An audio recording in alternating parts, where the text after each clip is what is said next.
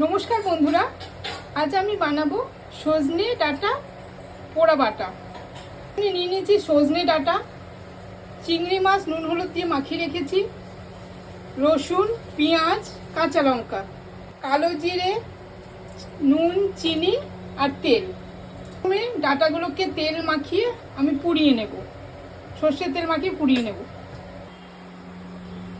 ডাঁটাগুলো আমি পুড়িয়ে নেব।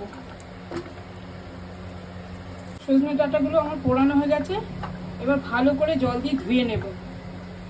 এবার শাঁসগুলো বার করে নেব চামচ দিয়ে।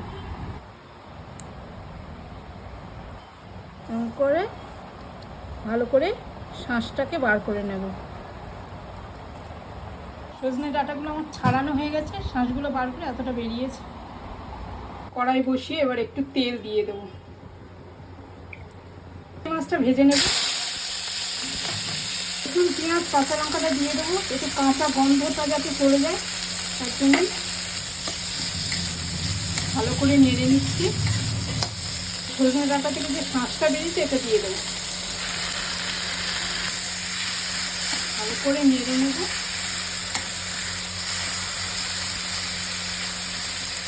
এবার নাবিয়ে ঠান্ডা করে নেব। ঠান্ডা হয়ে গেছে, এবার আমি মিক্সিতে পেস্ট করে নেব। কড়াইতে তেল দিয়ে দিচ্ছি কালো জিরে, দিচ্ছি বেটে রাখা সজনে ডাঁটার শাঁসটা। ভালো করে নেড়ে নিতে হবে। নুন,